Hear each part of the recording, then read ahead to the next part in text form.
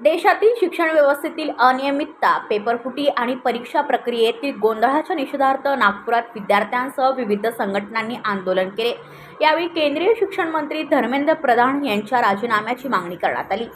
आंदोलकांनी राष्ट्रीय स्तरावरील परीक्षा प्रक्रिया पारदर्शक आणि त्रुटीमुक्त करण्याची मागणी करत विद्यार्थ्यांच्या भवितव्याशी खेळ करणाऱ्यांवर कठोर कारवाईची मागणी केली। मागण्या मान्य न झाल्यास आंदोलन अधिक तीव्र करण्याचा इशाराही यावेळी देण्यात आला।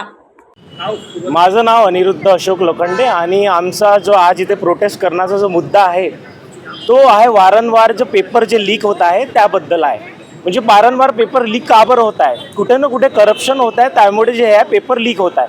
तर हे आम्हाला कुठे ना कुठे थांबवायचं, त्यामुळे आम्ही जे शिक्षा मंत्री त्यांचा इस्तीफा मागत आहोत। का मागत आहोत? कारण की हे वारंवार होत आहे आणि कुठे ना कुठे करप्शन होत आहे, तर हे थांबायला हवं आहे। कारण की लाखो जे मुलं आहेत आणि जे शिकतील, समजा की पहिले ते 10वी पर्यंत मुलगा शिकतो आहे, तो काय शिकणार? तो आजचा जो मुलगा आहे तो काय बघत आहे? वारंवार पेपर लीक होत आहे, करप्शन होत आहे, आणि तो जो मुलगा शिकणार 10 वर्ष आणि जे तो ग्रॅज्युएशन करणार तोच तो समोर जाऊन अप्लाय करणार। तर कुठे ना कुठे आपल्याला एज्युकेशन सेक्टर जो आहे तो चेंज करायला हवा आहे। कुठे ना कुठे आम्हाला चेंजेस आणायला हवे आहेत एज्युकेशनमध्ये, तेव्हाच जाऊन काहीतरी आमचं इंडियाचं आपण फाउंडेशन बिल्ड करू शकतो आणि काहीतरी आपण जे आहे देशासाठी चांगलं करू शकतो। Thank you so much. शिक्षा मंत्री जी ने कुछ बोला ही नहीं है। जब से शिक्षा मंत्री बने उन्होंने शिक्षा के बारे में कुछ नहीं बोला है। उनका ट्विटर खोल कर देख लो, वो सिर्फ मोदी जी की बातें करते हैं, वंदे भारत की बात करते हैं, उसमें शिक्षा मंत्री का कोई रोल नहीं है। शिक्षा मंत्री ने शिक्षा के बारे में बोलना शुरू करना चाहिए सबसे पहले तो। उसके बाद जो पूरा सिस्टम सड़ गया है, ये सिर्फ नीट का पेपर लीक नहीं हुआ है।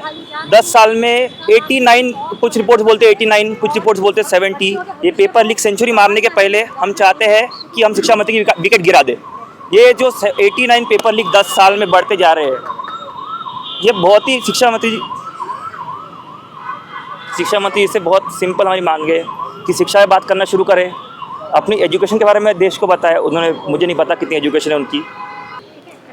माझं नाव दुर्गेश आहे आणि आम्ही कॉकरोच जनता पार्टी मूवमेंटमध्ये आहो, ना की कॉकरोच जनता पार्टी आता सध्या पार्टी नाही आहे। तर आमच्या 3 मागण्या आहे। एक तर सर्वात आधी आणि पहिली मागणी ही आहे की जे एज्युकेशन मिनिस्टर आहेत धर्मेंद्र प्रधान, त्यांनी आपला इस्तीफा द्यावा आणि जे एज्युकेशन सिस्टम जे कोलॅप्स होताना दिसून राहिलं आपल्याला त्याला सांभाळावं, आणि जे पेपर लीक्स होतं कंटिन्यू त्याला पण थांबवण्यासाठी हे आमची आजची प्रदर्शन होतं। या मागण्या पूर्ण नाही झाल्या तर समोर पण आम्ही प्रोटेस्ट करेल आणि आमच्याजवळ आणि आम्ही फक्त शांतीपूर्ण प्रोटेस्ट करेल हेच आम्ही सांगतो। ब्युरो रिपोर्ट नागपूर, पनवेल वार्ता न्यूज। आपल्या परिसरातील बातम्या आमच्यापर्यंत पोहोचवण्यासाठी स्क्रीनवर दिलेल्या क्रमांकावर संपर्क साधू शकता।